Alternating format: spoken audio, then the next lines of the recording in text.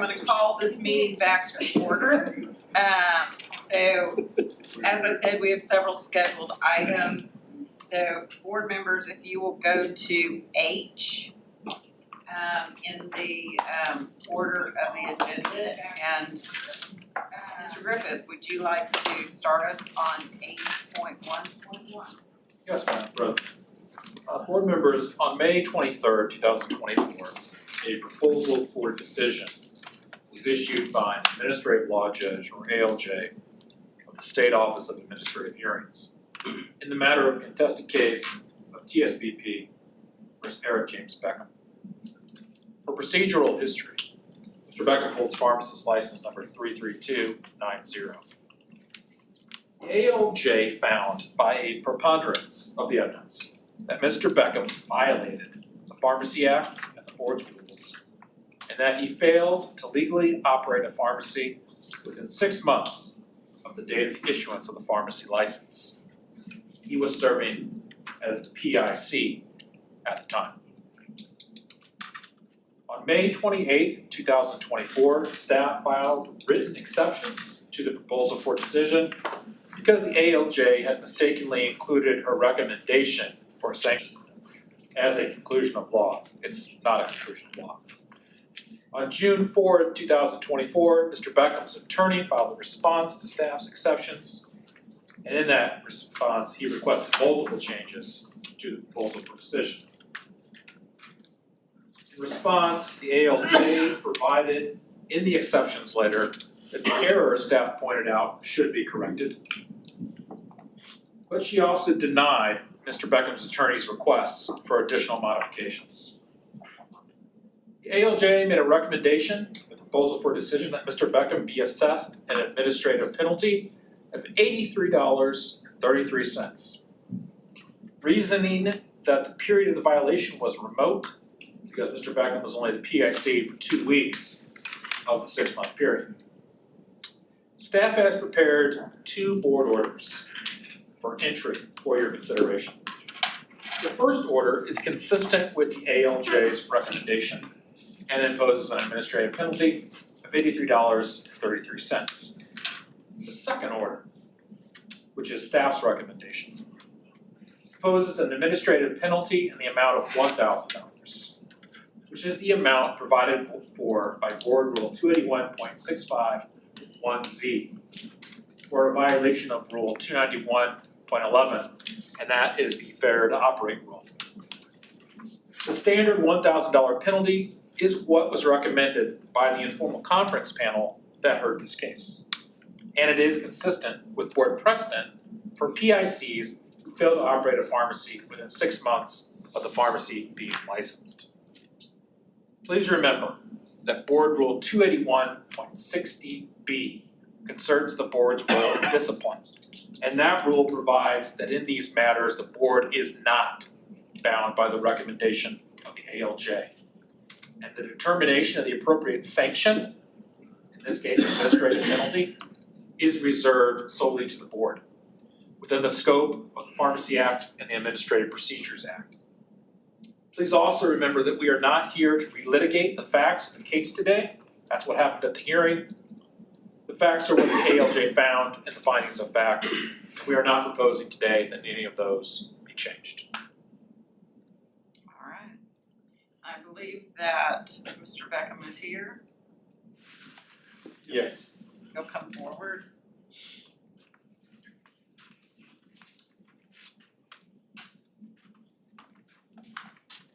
And if both of you will introduce yourselves. Yes. I'm Eric Beckham, pharmacist in charge of this location.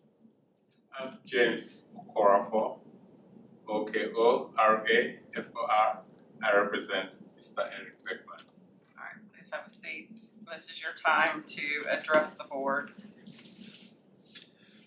Good afternoon, board members. I appreciate the opportunity to be here with Mr. Beckman to address the board. I've listened to my good friend, Mr. Griffith, said we are not here to relitigate the facts, and I agree with him that we are not here to litigate the facts. But recommendations do not exist in a vacuum, and therefore it is pertinent at least to have a glimpse of what we are talking about here. It boils down to a simple question of facts and law. Is there a minimum requirement that of prescriptions that a pharmacy should dispense in a day, in a week, in a month? The answer is no. There is no minimum amount of prescription. And let's revisit what we already know. The pharmacist does not have the authority to write prescriptions. That authority vests solely on the prescriber. Within the definition of the Act, the pharmacist is not a prescriber. So let's apply this to the facts of this case. You will hear Mr. Griffith say, oh, the pharmacy was open for 6 months. And again, there is another legal and factual distinction between the holder of a pharmacy license and the holder of a pharmacist license. Mr. Beckham was never the holder of the pharmacy license. He has never been the holder of a pharmacy license. He only came to work for the pharmacy within a six weeks period. In this case, what is happening is the board perhaps does not have the authority, or they do not know where the holder of the pharmacy license is, and therefore they are holding Mr. Beckham responsible. What did Mr. Beckham do? Mr. Beckham did everything that a reasonable, prudent pharmacist should do, and pharmacists should do more. He went to work every day. He dispensed all the prescriptions that were sent to the pharmacy to be dispensed. He does not control, or is he responsible for the number of prescriptions that are brought to him. Now the state board says, oh well, we didn't see observable pharmacy activity. I look in front and I see that all of you are pharmacists. It's only the pharmacists and the technicians that are involved in the process of dispensing medications. The way it works now, most prescriptions are sent electronically from the doctor's office. Most. The doctor's office sends a prescription, the patient comes, and the pharmacist dispenses the prescription. The basic concept of law and common sense is you cannot give what you do not have. Mr. Beckham dispensed all the prescriptions. I don't know what a reasonable, prudent pharmacist would have done under the circumstances. First, we do not agree that he violated any pharmacy provision. We do not agree with the findings of facts, because no matter how the pharmacy board twisted, the basic question is, did he dispense the number of prescriptions that were presented to him? The answer is yes, and the state board does not dispute that fact. Was there anything else he could have done? The answer is no, there was nothing else he could have done under the circumstances. I think that what is wrong here, or what appears to be wrong, is this tendency in the litigation side of the board to hold pharmacists responsible for everything, whether they dispense 11 tablets of tetracycline rather than 10 tablets, or you have to pay $1,000 fine. The law in pharmacy is not strict liability, it is negligence. And the law in pharmacy is not that you should go as a pharmacist, write prescriptions, solicit prescriptions, and dispense prescriptions. Today, I'm on behalf of Mr. Beckham and requesting the board to look at the broader picture. What should he have done that he didn't do? Nothing. Did he do everything that he was supposed to do? Yes. And resolve this question on the ultimate issue of law. does the Pharmacy Act, does the board regulations itself impose a minimum requirement in the number of prescriptions that should be dispensed? If you answer that question, no, then I plead with you and I urge you to let Mr. Beckman live on with his life. He has been devastated. He's been emotionally devastated, he's been professionally devastated by this, and I think the time has come for the right thing to be done. And the right thing is to let this pharmacist go on with his life without these additional burdens and penalties, not just on him, but on his professional career. The record is going to be in the pharmacy board website that he was sanctioned, and nobody would actually go and look at the records and say, oh, this sanction was because the state board thought he should dispense 20 prescriptions, but he only dispensed 8. I will be glad to entertain questions. I'll be glad to discuss some more, because I think that the way the litigation department of the state board looks at this, they are prone to charge pharmacists and discipline pharmacists for what I would call not very relevant things. Plus, and they are lawyers. In law, there is this graduated system that I urge the state board to adopt. There's a private reprimand, there are public reprimands, there are all kinds of things that are minimal sanctions. If you give him the only mistake he made, that he accepted a pharmacy job in about 6 weeks in a pharmacy that opened for 6 months. That's all he did. And he worked there. He will speak for himself, the efforts that he made to grow this pharmacy business. It was a new pharmacy. I think most of you are practicing pharmacists. There are at least many factors which determine how many prescriptions a pharmacy dispenses. 1, the longevity of the pharmacist. 2, whether it's a chain pharmacist. 3, the location of the pharmacist. 4, the economies of scale. Not every pharmacist gets prescription at the same price. You know, the economies of scale takes place. Walmart gets its medications a lot cheaper than an independent pharmacist. This was an independent pharmacist. As you all know, now the billionaire Mark Cuban has an independent pharmacy online. He says his prices are cheaper. Perhaps they are. So please, I would like to engage the board to answer your question and also give me opportunity to speak for himself. Thank you very much. All right, so Mr. Beckham, your attorney took up a lot of your time, but if you have some statements to I'd make. like to say I'm well out of my comfort zone talking to you guys, but thank y'all for hearing me out. I take very great pride in what I do as a pharmacist. Even though it's defined, is not what we're here for. It's the mark on my license, and I do not want that mark to be on my license.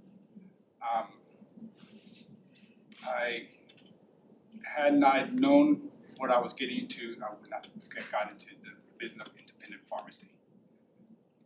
Retail pharmacy is my life, it's my joy. I'm afraid right now, but when I'm in front of my customers, I'm at home, I'm at ease. I love what I do. And I just don't want this to be on my record, because I did not do anything wrong. I want to practice pharmacy again without having this blemish on my record. Thank you for your time. Board members, do you have any questions?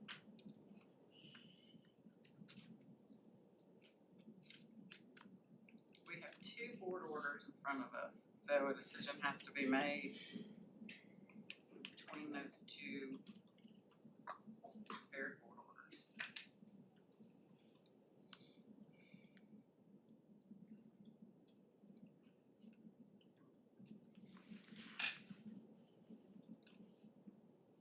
So the difference in the 2 orders before you is you'll see one that says ALJ penalty. So that's the penalty that the administrative law judge recommended, which is the $83.33.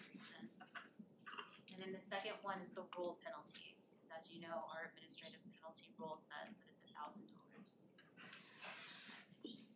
So that's the difference, the essential difference between the two. The wording's slightly different, you know.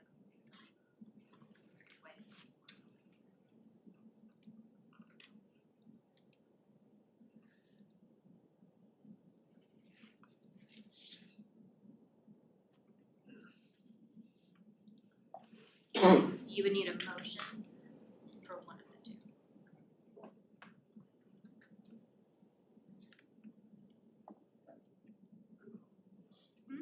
You should make a motion for both or? For No, one for of one the two, you're, one or the other. yeah, a motion to either do the $83.33 that the ALJ put forth, or a motion to do the $1,000 administrative penalty that's found in the rule.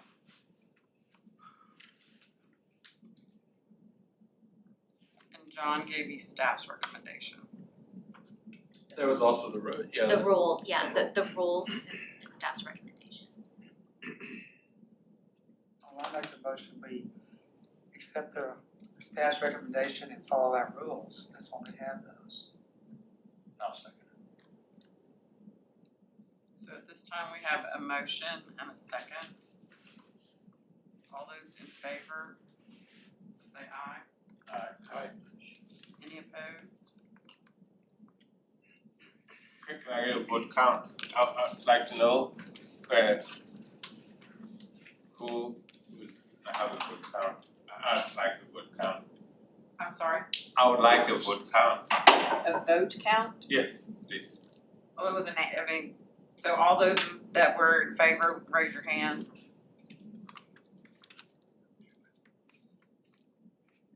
Any opposed?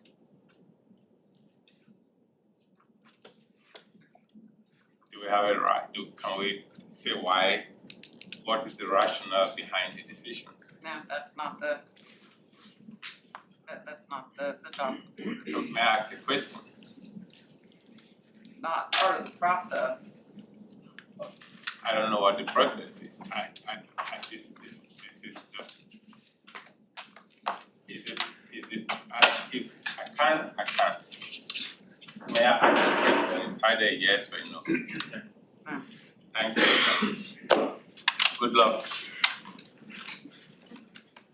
Alright, John, you wanna take us through H.1.2? Alright.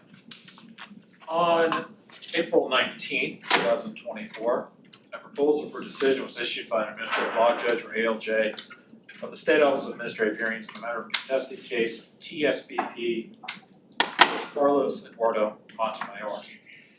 Procedural history: Mr. Montemayor had applied for a pharmacy technician registration. The ALJ found, by a preponderance of the evidence, Mr. Montemayor violated the Pharmacy Act and the board's rules, and that was based on him receiving a deferred adjudication for aggravated assault with a deadly weapon. That was a firearm. On April 23rd, 2024, staff filed written exceptions to the proposal for decision because the ALJ had mistakenly included his recommendation as a conclusion of law.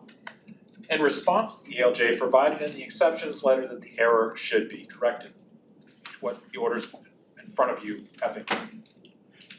The ALJ made a recommendation and a proposal for decision that Mr. Montemayor's registration be granted and then subject to a 5-year probation. Now, staff has prepared 2 board orders for entry for your consideration. The first order is consistent with the ALJ's recommendation and grants Mr. Montemayor a registration and imposes a 5-year probationary period. The second order, which is staff's recommendation, denies the application. Denial was the decision or recommendation of the informal conference panel that heard this case, and that outcome is consistent with Board Rule 281.64 C2B, because this was a felony involving a violent act that occurred in 2017.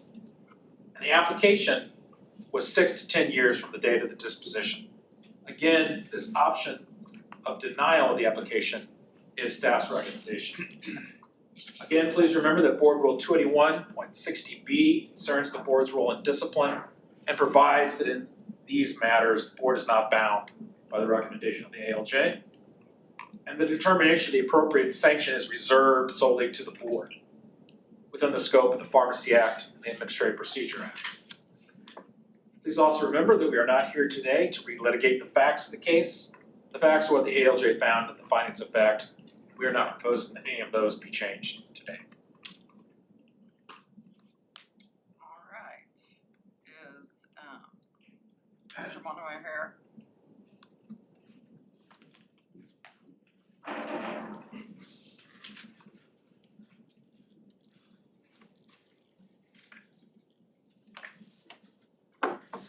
Alright, would you introduce yourself and this is your time to address the board? Hello, my name is Carlos Montemayor. I'm an emergency store manager at Walgreens in Dallas. It's okay. Thank you as first, ladies and gentlemen of the board, for letting me come. I'm sorry. I'm terrible at speaking, so I wrote something down. First, I'd like to thank everyone for giving me the opportunity to speak here once again about me being granted a pharmacy technician license in the state of Texas. I want everyone to know that being granted this license is more than just becoming a practicing pharmacy technician. It's everything to me and my family.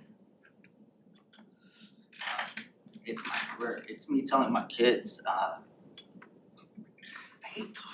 I'm so sorry. Okay, just It's deep me breath. telling my kids that I didn't give up, that I studied and passed the exam, that even though I made bad decisions, I deeply regret that I was able to strive and become better for myself, for my family, and for my company. I work for Walgreens as an emergency store manager and run the front end operations. I've been encouraged by my district manager to continue efforts to be granted,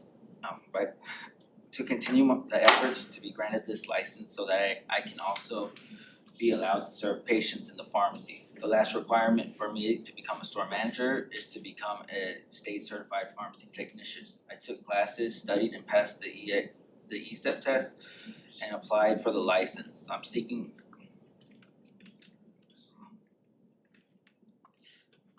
compassion in your decision making before for me to be granted this license. Without it, I will not be able to grow into a store manager, which I so desperately want for me and my two boys. I have so much more to teach them, and I'm showing them to never give up on their dreams. I'm not giving up on myself, and I'm asking that you give me one chance. Just give me the chance to prove that people can learn and grow into better versions of themselves and accomplish big things. Yesterday was my 15th year anniversary with Walgreens, so I know I made a mistake, but I'm still trying with the company and I still want to better myself. So, thank you. Alright, so I will make note that Mr. Fernandez is recusing himself from this. So board members, do you have any questions?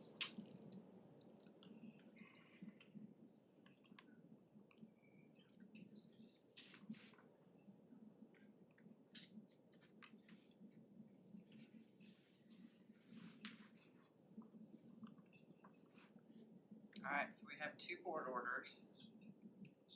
We need a motion or a discussion.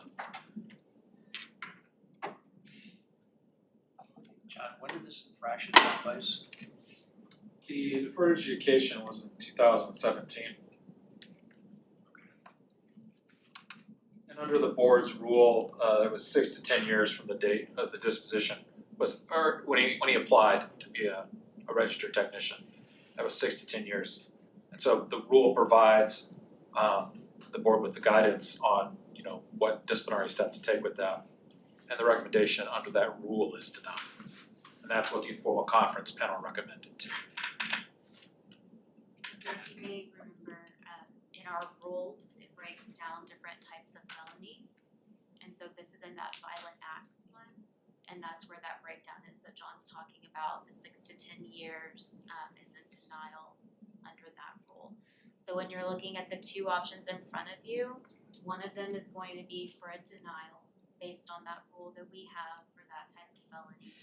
And the other option in front of you is the recommendation of the ALJ, which is to grant and put on a 5-year probation. So the ALJ is recommending that you not follow the rule and that you go this way. And then we've also prepared the one that would follow the rule to the denial under the rule. So those are the two options. Is there opportunity for reapplication? Sure, yeah. This is just a denial of the current application. That's the case. We can reapply.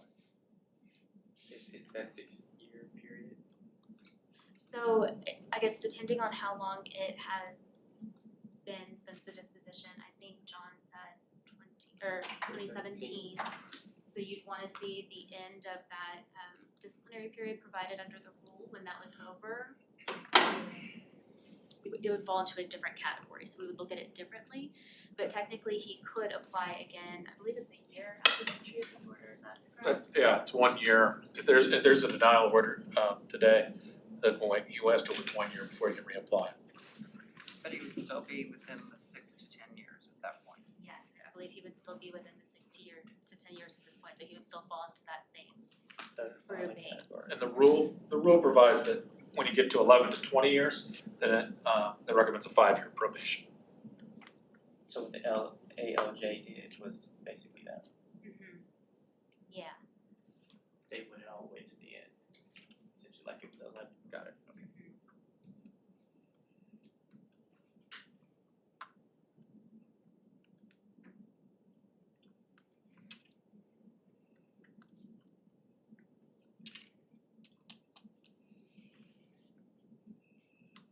Discussion, thoughts? So the options, if he reapplied in 3 years or 2.5 years, then it would probably fit this over 10-year time span. And he might, if the circumstances were the same, he would probably be granted that with the probation, is that right? yeah, so If if guys he decided to do that. yeah, if it's been over 10 years since that conviction or deferred adjudication and he applied at that point, then it most likely would go to another IC panel and they would hear the application. But under the rules, they could choose, the rules provide an opportunity for them to make the recommendation to grant and go with that probation. So that would, it would be up to the IC panel what their recommendation is, but that would be something that could happen.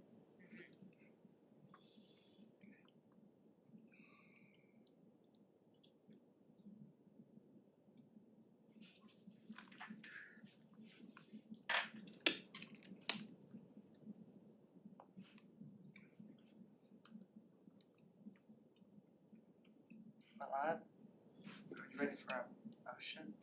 If you were ready to make a motion. Even, I don't think we have much choice really. But, I'm thinking if, I always look at hope in the future. It may not be today, you get it, but, if you do a good job and take care of what you're doing, in 3 years will go by quickly and then come back for us. But I recommend we deny it at this point for that reason, and then encourage you to reapply it 2.5 years. So you're making a motion to enter into the order that would deny? Yes, ma'am. We do have a motion on the floor, is there a second? Jenny has made that second. All those in favor of this motion? All those opposed? Abstain? Abstain. So we have 2 abstain. A remainder of 4. And we have 1 recused, who recused himself. 2 abstained, 1 recused, 4 in favor? That's 5. Okay. 5 in favor, 2 abstained, 1 recused. Thank you. We do encourage you to continue. Thank you. Alright, it is now 1:30, and And I believe that Jeff Jones from Weaver is here.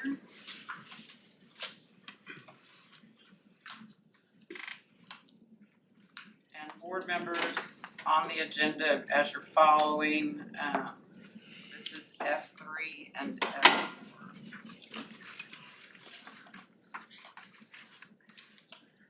Hello, Hello there. pleasure to be with you today. Dan Graves could be with us today. He's our lead internal auditor, partner in charge. He had a different board meeting that he had to attend this morning in Galveston, so I'm here to present the results. We're wrapping up a really good year of internal audit activities for fiscal year '24. And I want to go through that as well as talk about what's planned for next year. In addition to that, we have a draft state auditor's report that's required by the Texas Internal Audit Act that I'll go through as well.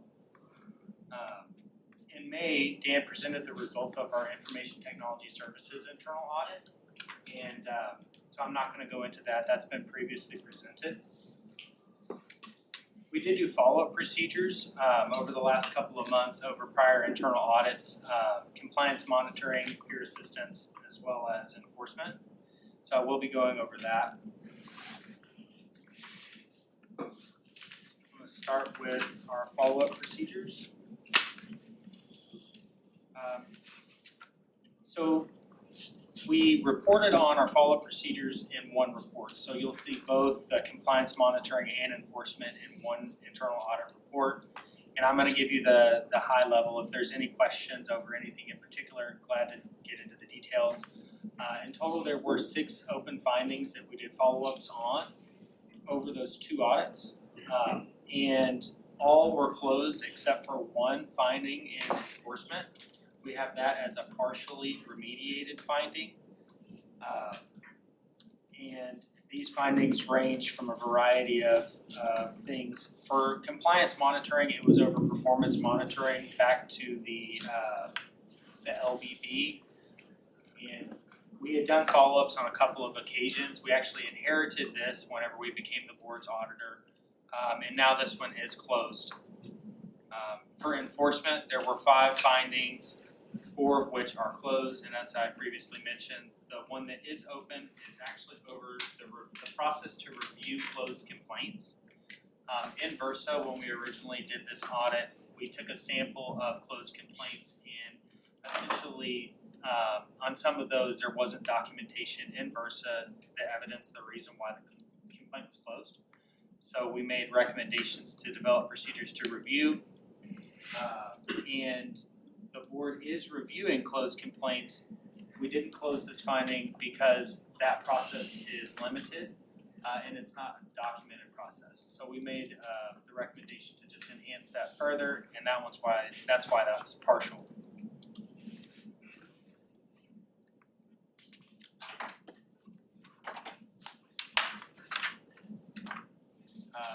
That's all that I was going to go over for follow-ups. If there's any questions over any of those, I'm glad to answer them though. Are there any Really questions? good result. Are there any questions? Let's look at the future. Absolutely. I want to go over the state auditor's report next.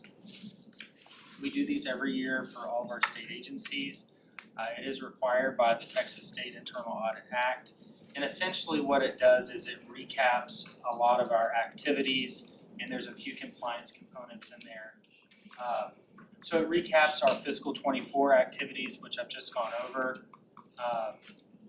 It talks about consulting services, which we didn't perform any. There's a external quality assurance review that's required of us as a public accounting firm, and we have the best rating that you can get from that, which is a pass. Also, this has our draft internal audit plan for fiscal '25, which will require a motion to approve.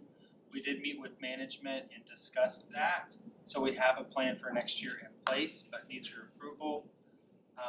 And then also there's a section in here around reporting of suspected fraud and abuse. Alright, so board members on your computers, the F.4, document that he's referring to that has the fiscal year 2025 internal audit plan. And as Mr. Jones has indicated, we do need a motion to approve this. So if there are no questions, then we'll need that motion, and if not, if you have any questions, he's here to answer those for us. We have a motion to approve from Ian, a second from Randy. All those in favor of approving the audit? Aye. Any opposed? All right. We thank you for your To be service. clear, that was for both F.3 and F.4, correct? Yes. We thank the Weaver Group for their service, and for all the work you've done for us. We really appreciate it. Thank you, it's a pleasure. Thanks. Thank you. Thank you.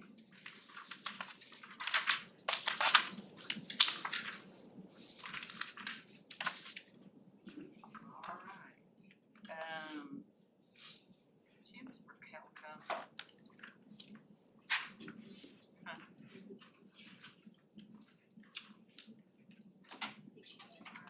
She's too far out.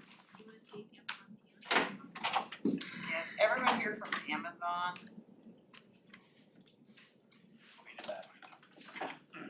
Y'all are good with going early, we're good with taking you.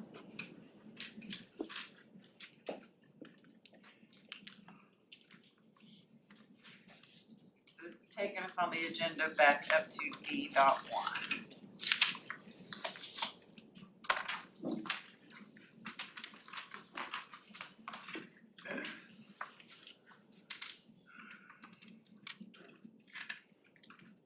All right, if you want to introduce yourselves, the floor is yours. Good afternoon, Madam President, members of the board. My name is Ehi Kukbo. I'm the current pharmacist in charge of the Amazon Pharmacy College Station location.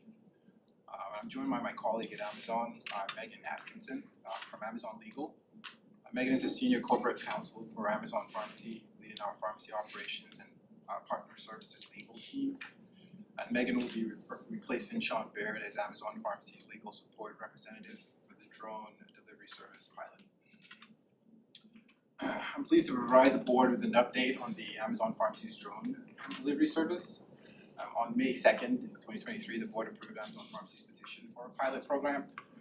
As part of the pilot program, Amazon Pharmacy is collaborating with Amazon Prime Air to deliver prescription medications by drone to expand customer choice, remove time and geographic Just a little bit, constraints. sorry. And promote improved access and adherence. On August 28th, 2023, Amazon Pharmacy began offering acute and chronic medications for rapid delivery via drone delivery service. Since launching the drone delivery service, we've provided 3 quarterly reports to this board, November 2023, February 2024, and most recently May 7th, 2024. Since our last report to the board, Amazon Pharmacy has continued to focus on customer engagement. We've launched a tech update that will ultimately allow us to expand our eligible customer list. We've worked closely with Amazon Prime Air as the team prepares to launch a new drone model and maintain focus on patient safety as temperatures climb with the approach of the summer. Although we saw some growth in the number of drone deliveries during the February to April reporting period, volume has dwindled during this current reporting period. But encouraged by the good results from our last multi-channel customer engagement sprint in January, Amazon Pharmacy will be redoubling our efforts to engage with current and prospective customers to encourage them to try the drone delivery service. Several marketing efforts are already underway, and others will continue through September. Some of these include the previous 2 email campaigns we had in July. One to current drone customers and one to prospective customers, encouraging them to sign up for Amazon Pharmacy and place a drone order.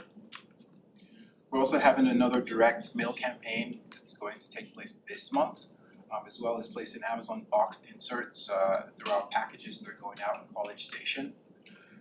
We're also going to have a second door-to-door campaign in September to engage directly with members of the community that we didn't visit in January. We're going to take this opportunity to educate them about the drone delivery service and assist them with sign up if needed.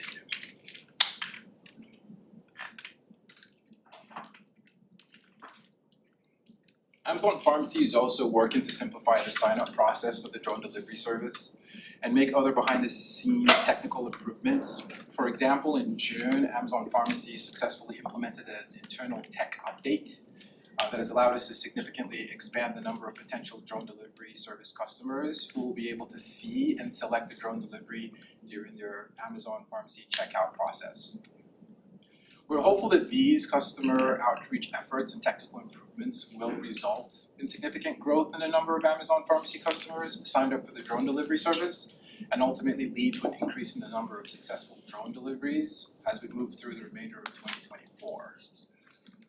And finally, as we discussed at our last quarterly meeting, Amazon Pharmacy eagerly anticipates the launch of the new MK30 drone model, which is scheduled to take place later this year, pending completion of the FAA approval process, which is already underway.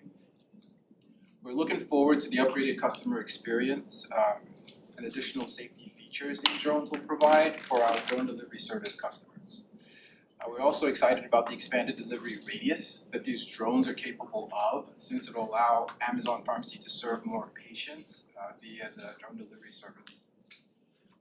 And as always, Amazon Pharmacy continues to strive to expand customer choice, remove time and geographic constraints, and promote improved access, adherence, and safety throughout the successful operation of the drone delivery service. Thank you. Ms. Atkinson, do you have something to add, or? I don't, just thank you for having us. Alright, any questions for Amazon? Yeah, I had a question. I guess part of, my thinking is for a pilot is to test out process capabilities and probably haven't been able to get to that point yet where you know if you're gonna be successful based on the volume you've had. Is it not hitting the volume you want yet, or?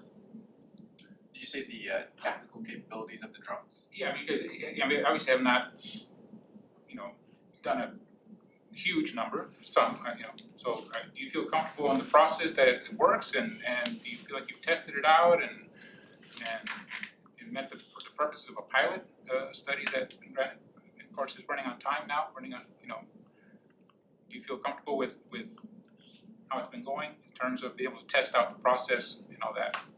Right. More volume would be ideal, obviously. The handful of orders that we've completed, it was a seamless process. We had no issues. We haven't had any problems from that perspective. But I think that expanding the radius is really going to be helpful, and considering that our collaboration with Prime Air is still relatively new. As more orders do come in, we're able to sort of test it and get customer feedback. We'll be able to have a better idea of the technical structure. I think we value the opportunity to continue to learn from the program. There have been some weather-related challenges recently with the drones. The new drones should overcome some of those challenges because they can go out in higher temperatures, but there's been a lot of rain in College Station, which has limited some of our ability to get them out. I think some of the learning is not just in the process, but how to get people to try it out. Yes. Right, you're figuring out is valuable to know, I think the efforts as we move forward with the Reconvene and the package inserts should help on that front, as well as the expanded delivery area that we're waiting on approval for from the FAA. You still have the requirement that a person who wants to have this done has to have somebody go to their house and survey it and make sure there's adequate space and all that. Is that all the same? You said you simplified the process for sign-up. That process is still the same. What we've simplified is for a customer to sign up for drone delivery and Amazon Pharmacy customer, they still have to be signed up with Prime Air and Amazon Pharmacy. That's becoming more seamless, so you just sign up once. But as far as finding a location where you put that map, the QR code, we still have to survey that location to make sure it's an appropriate space that's being placed. But that will not be something that's required with the new drone launch towards the end of the year. So they won't have to have a survey? They'll still have to have a survey, but they're not gonna use the QR code anymore. They won't have to have that map that's there. They'll use GPS information to track exactly where it's going. And you said that it can fly up in 104 degrees. Is that the temperature or the heat index? Because Texas 104 is heat index of 110 or 15 possibly. That's a good question, actually. I think it's temperature, we can double check and I can email Megan if that's okay. Have you tried to market it to your own employees to try it out, just to get more reps in it? Do you think is that something to consider, you know, to get buy-in from their own Amazon employees? There are a couple of employees that actually have the drug delivery service. Sorry, one more question, just to be clear. Amazon Air and Amazon Prime is that two different, they sign up one time in the future, but it's one charge, right? It's not you have to pay for this and pay for this. Yeah, no, yeah. And it's Prime Air and Amazon Pharmacy. Alright, any other questions? Well, we thank you for your report, and we look forward to seeing you in November. Thank you. Thank you for having us. We did have someone registered to come speak, and that's Memorial Hermann Hospital, and I believe that Anita Patel. Oh, and Mr. Warner are going to come forward.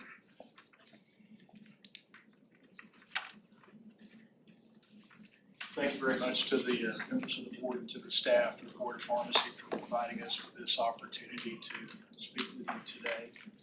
My name is Freddie Warner. I serve the Memorial Hermann Health System as the system's Chief Government Relations Officer.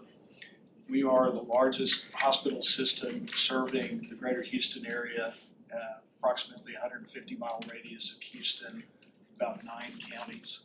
We have 16 community hospitals, and we've got a little over 300 healthcare delivery sites that are scattered throughout our region. We are the teaching hospital system for the University of Texas Medical School in Houston, and our flagship hospital anchors the Texas Medical Center. A couple of points of distinction as we move into the conversation about innovation and about our strategic planning for the future. We have perennially had the busiest level 1 trauma center in the country that is headquartered in the Texas Medical Center. And that trauma center is served by what has become the busiest and is perennially the busiest air ambulance service in the country, which is called Life Flight. And we, within Memorial Hermann, we are considering about 2 million unique patient encounters per year. So think about this for perspective as we move into the conversation with respect to some of our innovations and strategic planning initiatives. We've had a decades-long commitment to patient safety and to innovation.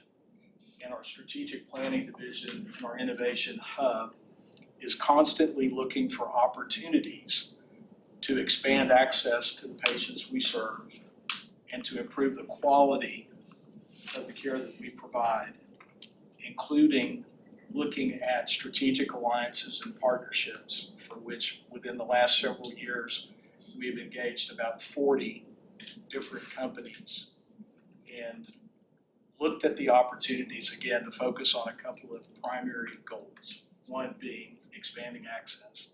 Most of y'all are probably aware that the Houston area has got, we've got the distinction of having the highest uninsured rate in major metropolitan areas in the country.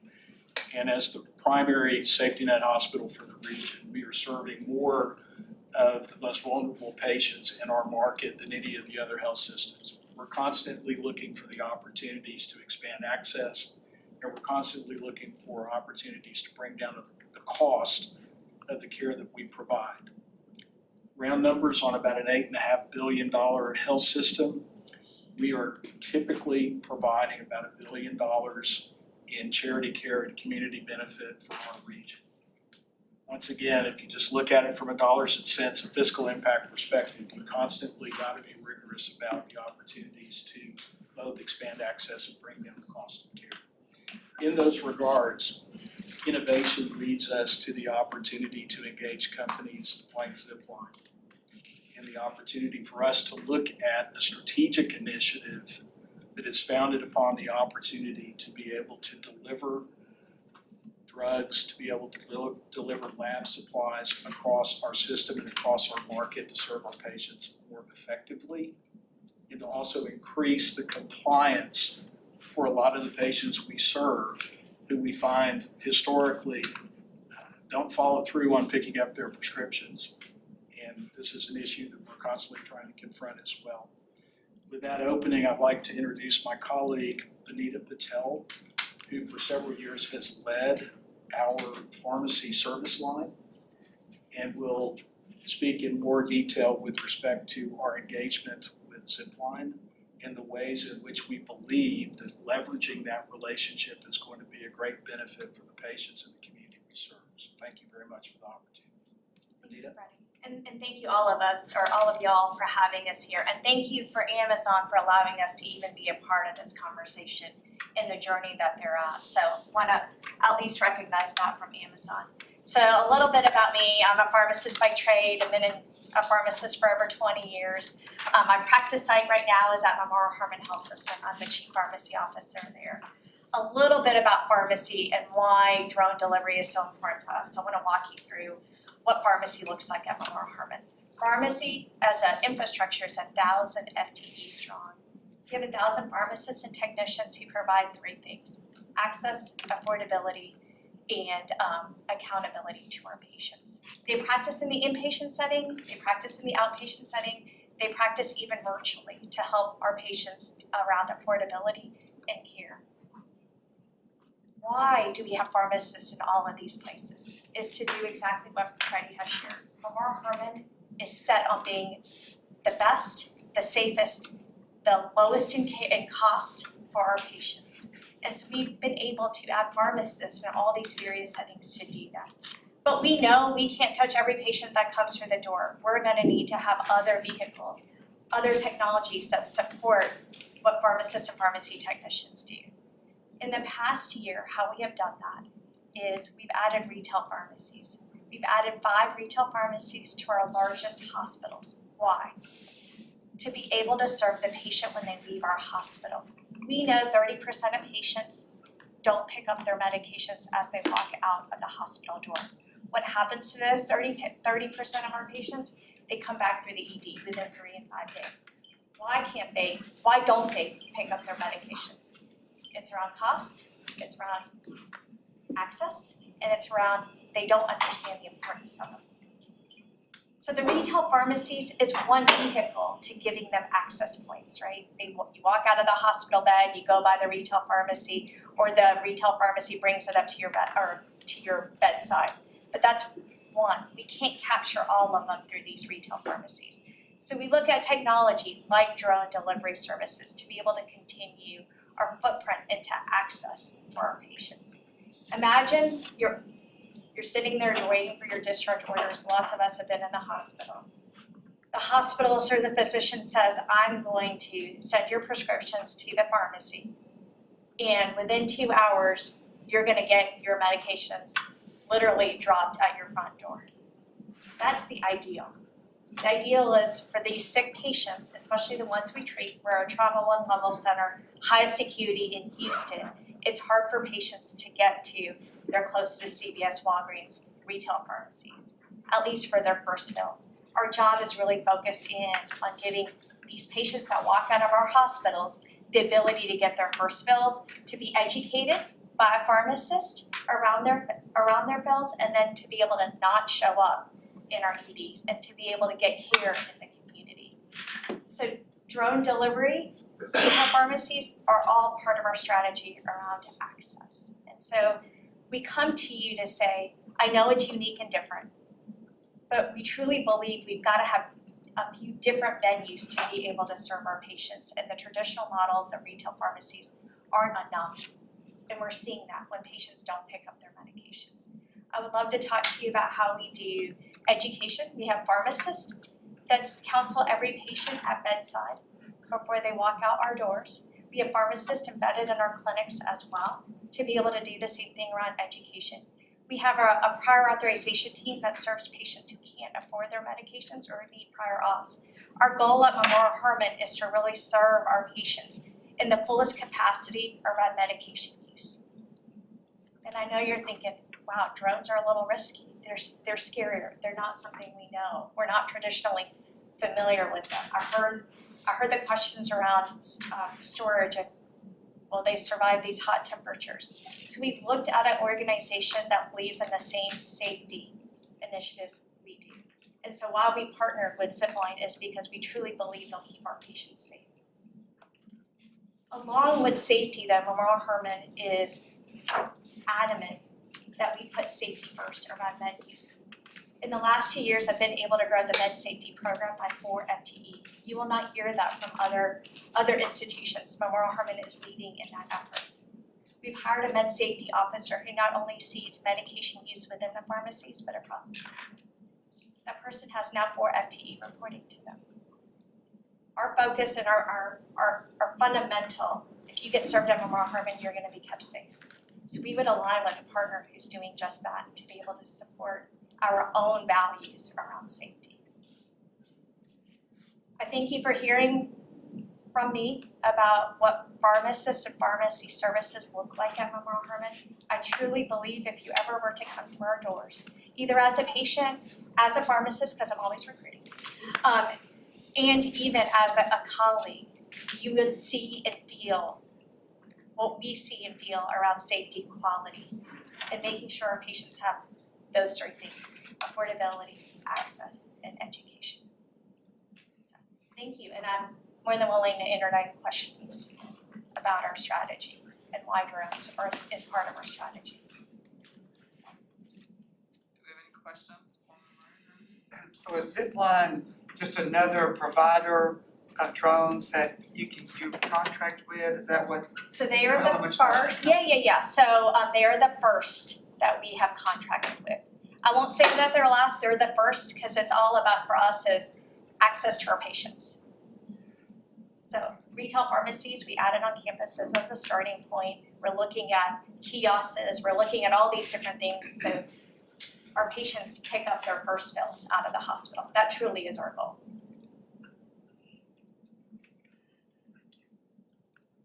I think the Mayo Clinic also doing this in Minnesota as well. Have you talked to them about the process? I haven't talked to Mayo, I have talked to Novant, I've talked to Intermountain, and they are doing it with the same company we are.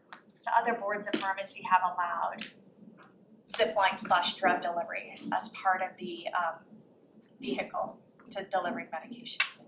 Do you happen to know which states those are in? Yeah, Utah, North Carolina.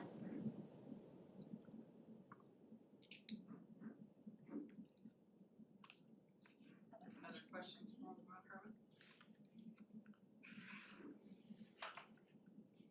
All right, thank you both for your time. Thank you, Thank you thanks for very having much. us.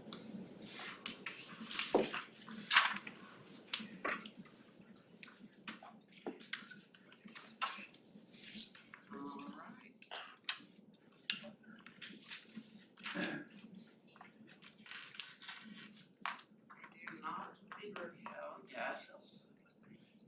So we may end up. I'll take us through J and the miscellaneous. And then PRN will be our last thing on the agenda.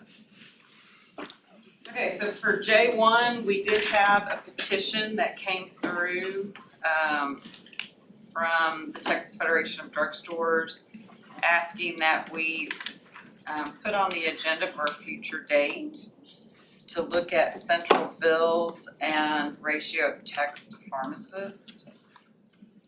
I'll open it up for discussion as to your thoughts, what you want. My thought would be to look to February if we wanna have that discussion, if you want it on the agenda. I think November is going to be a very full meeting, so I would forewarn you now to be prepared for that. Okay. Perfect. Is there any objection to that being put on February meeting? Okay. Good plan. Alright, we did have one other email that came in, and it was asking about our procedures for oral public comment. which, as you know, mimic the legislative process. In that if you want to speak, you ask for an agenda, which agenda item you would like to speak on. So that we do make sure, just like what Maura Herman just did, they get put on the agenda and it keeps our meetings efficient.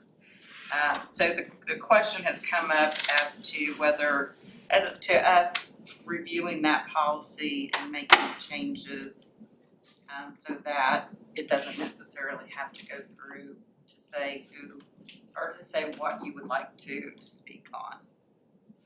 And so, again, the earliest we would be able to do anything would be February, I think, but What is the current, protocol? How soon before they want to do public comments do they have to notify the board? Is it like 5 p.m. on Friday. the Friday before. I'd say keep it the same. Sorry. So Rick's comment is that we keep it the same as is. I agree. And it doesn't the legislature do that too? Is exactly, that's exactly what I was Yeah, talking I think about. that keeps order. So. Okay. Is there any other thoughts? All right, then we will table that at this point. When you look at upcoming conferences, I want to personally thank Rick. He did a great job at TPA in presenting the law review. And that was very well received, I feel, from the TPA members. So we did just attend that. I would encourage everybody that, as things come available, make sure that if you're able to join those activities. Informal conference is on August the 15th, it's just a one day. And then Multigon is going to be in Rogers, Arkansas. Our friends at the Arkansas Board of Pharmacy are hosting that September 8th through the 11th. And next informal conferences will be September 10th through the 12th. NABP is having the Executive Officer Forum, which Danny is going to attend on September the 25th and 26th. And then we have informal conferences in October, and then our next board meeting is November the 5th. I will say that Rick and I are both going to be on some task forces for NABP kind of in between there, so there'll be some other things that are coming up. So I guess at this time we will take a short break until 2:20. And that time we'll go through PRN because Raquel's not here at this point. And then that will be our last agenda item. So we'll re-adjourn at 2:20.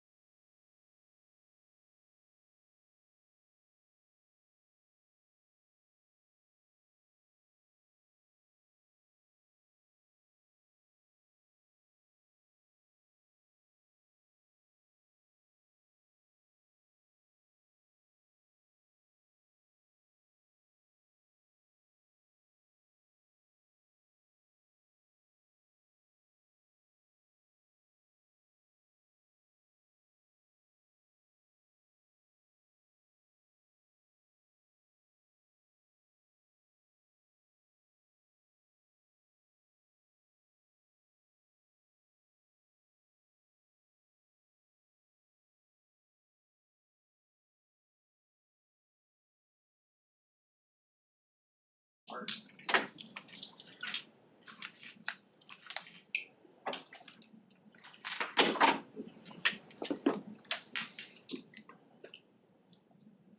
Okay, so for F.2, under F.2.1 is board staff's chart that you're familiar with. The top half of the page details the historical number of participants with the peer assistance program. And then the bottom chart is the cumulative count for FY24. So this does add the participants that started the fiscal year with us and then those participants that added in the last quarter. Good afternoon, Madam President and members of the board and staff. As y'all know, my name is Raquel Liel and I am the Director for PRN. I'm here to present PRN's fourth quarter report to the board. The Professional Recovery Network continues to receive a number of referrals regarding potentially impaired pharmacists and pharmacy students. Compliance by current participants is acceptable and all concerns regarding public safety have been reported to the board. On April 19th, PRN presented to the students at the University of Houston College of Pharmacy during their Drugs, Alcohol, and You event. And at this event, PRN discussed the topic of problematic professional substance use, as well as we spoke about the PRN program and the services that we provide. In May, PRN attended the National Association of Addiction Treatment Providers conference in Denver. The topic of the conference was innovative leadership, and at this conference, they established to promote public safety with topics ranging from workforce development in the addiction field, clinical advancements, brain science, and the latest findings from the NAATP Foundation for Recovery Science and Education. The 2024 TPA Conference and Expo took place on July 26th through 28th at the Marriott Dallas Allen Hotel and Convention Center in Allen, Texas. PRN had a booth at the Expo Hall where PRN staff were available to discuss details of the PRN program with its attendees. PRN continues to explore opportunities to increase program visibility to create awareness of the PRN program, and we will be reaching out to Texas pharmacy schools for the upcoming school year. PRN's fall seminar is scheduled for Saturday, September 21st at the Norris Conference Center in Austin. And here we will hold our biannual advisory board committee meeting the morning of the fall seminar. On the next page, you'll see the LBB numbers for this quarter. They were submitted to TSDP on June 10th, and all LBB numbers include licensed pharmacists and pharmacy students enrolled in the program. We currently have 4 pharmacy students, 3 board-ordered pharmacy students, 29 volunteer pharmacists, and 40 board-ordered pharmacists. And then on the last page, you'll see that closes out the report, our financials. And that concludes my report. All right, do we have any questions for Raquel? All right, I know you did a great job at TPA. We appreciate all that you do and all the PRN has, y'all do a great job for us. We really appreciate that. Thank you. All right, if there are no other questions, then we'll let you two go down. I did want to, when we talked about TPA, I wanted to make sure to thank Terry and Robert, one of our COs and CIs. They did a great job with manning the booth. It was really kind of funny because people would walk very fast past the booth. No eye contact. No eye contact before. But they each took turns kind of walking the floor and along with the rest of us, and so there was a lot of conversation there, and they did a really great job. So I wanted to make sure and thank them. Again, we want to thank Rick Fernandez and Donnie for their service this past year, and congratulate Bradley and Jenny. And with that, unless there is any other business, I will take a motion to adjourn. Second. Ian Shaw has made the motion to adjourn. Donnie has seconded. All those in favor of adjournment? Aye. All right. This meeting is adjourned. Vote against